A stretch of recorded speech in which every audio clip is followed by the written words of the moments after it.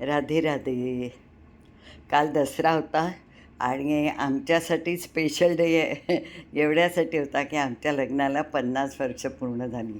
म्हणून आमच्या मुलांनी, दोन्ही मुलांनी, नातवंडांनी, सुनांनी आऊट स्टेशनचा प्लॅन केला होता आणि खूप छान कालचा दिवस आमचा गेला. तर त्यानिमित्ताने मी थोडंफार लिहिते. तर 4 ओळी लिहिल्या, त्या तुम्हाला पण वाचून दाखवते. आशा करते तुम्हाला आवडतील.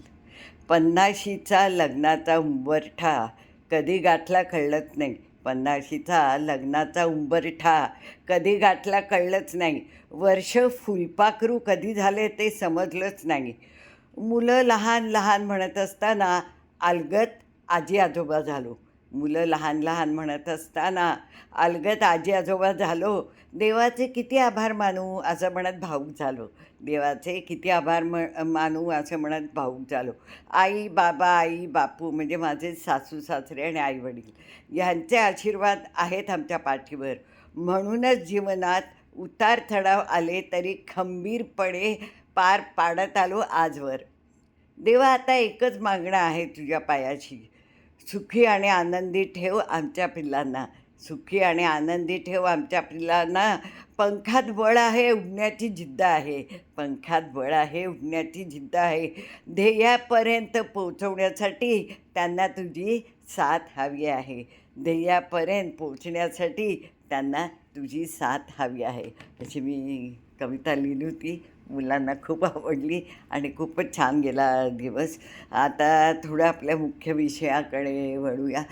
ज्यांनी माझे आधीचे व्हिडिओ बघितले असेल त्यांना या विषयावर माहिती पण असेल, पण ज्यांना माहिती नाही त्यांना मी थोडंसं परत सांगते की आपण जन्मतो म्हणजे कुठलंही बाळ जेव्हा जन्मतं तेव्हा एक 8-10 दिवसात, 15 दिवसात किंवा महिनाभरात त्याची पत्रिका काढली जाते. आपण पत्रिकेत ग्रह लिहितो, तारे, नक्षत्र सगळंच येतं त्यामध्ये. कुठले ग्रह चांगले वाईट किंवा मंगळ आहे का किंवा काय आहे, काय दोष आहे असं वगैरे सगळं लिहितो. मग सांगा बरं, ते काय एवढुशा मुलांनी, आता आपण म्हणतो की आपलं जे पाप पुण्य आहे ते त्या पत्रिकेत असतं.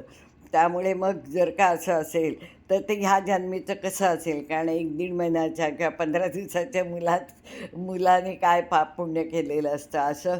त्यामुळे मला असं वाटतं की पूर्वीचे जे आपले कर्म असतात, पूर्वीची जी कर्म असतात तीच त्या पत्रिकेत येतात. असं म्हणतात 7 वर्षापर्यंत पत्रिका आई म्हणजे त्या मुलाचं सगळं भविष्य आईसारखं असतं, पुढची 5 वर्ष वडिलांसारखं असतं आणि 12 वर्षानंतर त्याची पत्रिका काढावी असं म्हणतात.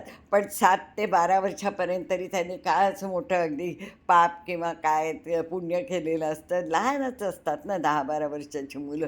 त्यामुळे तेव्हा जेव्हा जी पत्रिका असते त्यात हे जे असतात ग्रह तारे, मग आपण बाई माझं हिचा शनी आहे, खराब आहे, 7.5 आहे किंवा राहू आहे, राहूची दशा आहे, महादशा, अंतर्दशा, प्रत्यंतदशा हे सगळं बघायलाच लागतं.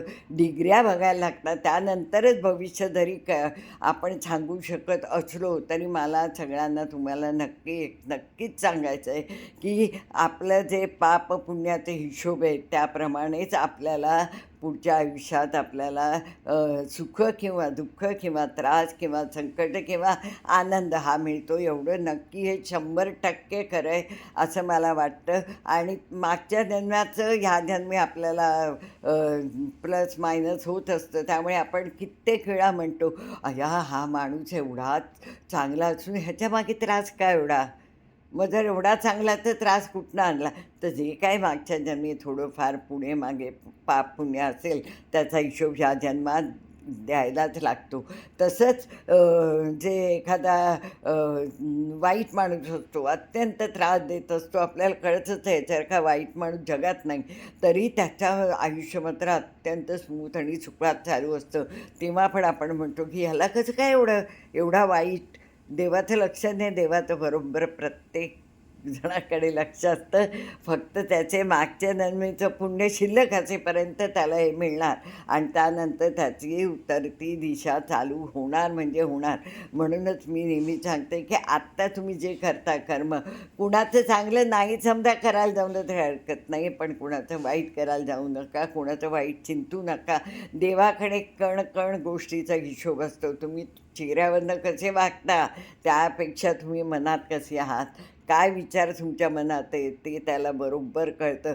तुम्ही आता मला त्यामुळे खूपच भगवद्गीतेचा खूप फायदा होतो शिकल्याचा, की त्यात जे श्रीकृष्ण सांगतात ते अत्यंत म्हणजे प्रत्येकाने ते लक्षात ठेवून आयुष्य पुढे करावं असं मला वाटतं. त्यामुळे आत्ता जरी कमीत कमी आपण हे केलं तर आपल्याला पुढे त्रास पुण्य जर का आपलं सुरू झालं तर खरंच चांगलं होतं. त्यामुळे ते शनी जर खराब नसतो, शनी आता शनीबद्दल तर मी म्हणायचं तर शनी जो असतो ना तो लेट देतो सगळं. का देतो लेट? कारण तो जज आहे. आणि मग लेट का तुम्हाला सगळे रिझल्ट मिळतात ह्याचं कारण तो चेक करतो सगळं बरोबर आहे ना. त्याच्या दृष्टीने चांगलं वाईट हे म्हणजे त्याच्या मर्यादा ठरलेल्या आहेत. ते लहान मोठं गरीब श्रीमंत काही काही त्याच्याकडे नसतं. ही इज अ जज.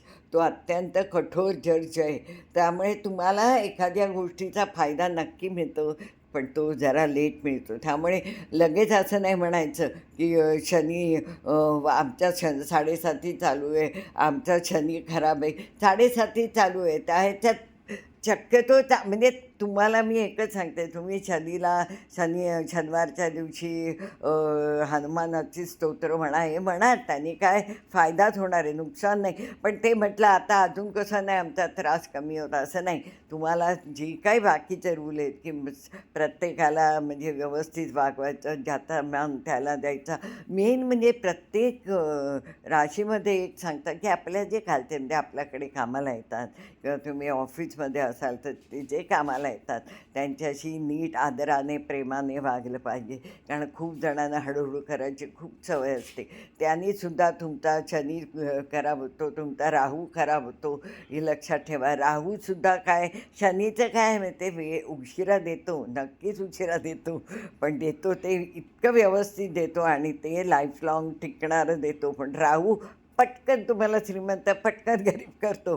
तुम्हाला माहीत नाही कधी तुम्हाला भरभरून देईल तर आपल्याला वाटेल आपल्यासारखे आपणच, आणि कधी तर परत तुम्हाला जमिनीवर आणून पटकेल. हे राहू तर सांगता येत नाही. राहू हा इल्युशन आहे, राहू हा भास आहे.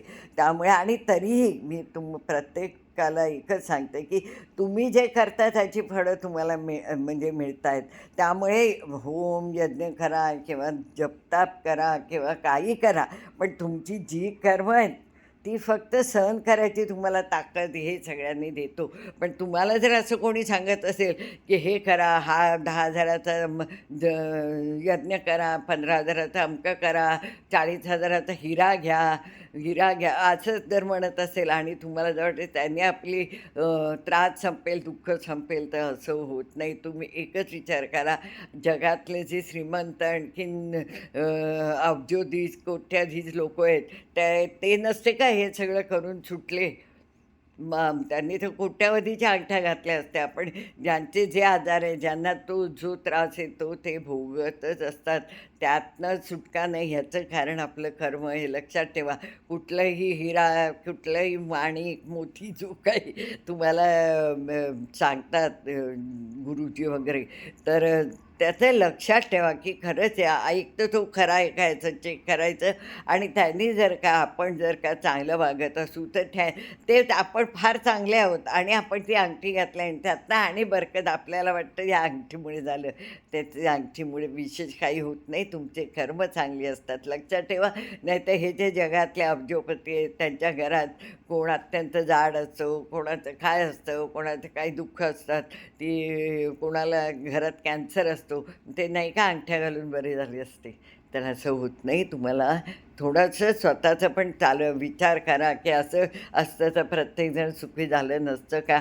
आज मला फार वाटलं, की हाच विषय घ्यावा थोडासा आणि तुम्हाला काही सांगावं आणि आणि एक अगदी छोटीशी गंमत सांगते म्हणजे जी लक्षात ठेवा. तुम्हाला माहितीच असेल, पण ज्यांना माहीत नाही त्यांना, की तुम्ही देवळात जाताना तर जरूर जाताना घंटा का वाजवायचे म्हणजे घंटे घालणं का द्यायचं? तर आपले जे निगेटिव्ह वर जर औरा असेल, तर तो जाऊन ते पॉझिटिव्ह विचार होतात.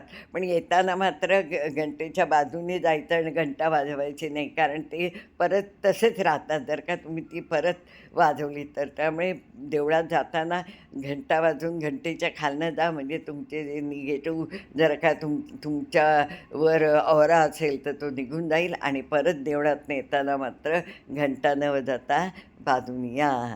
राधे, राधे.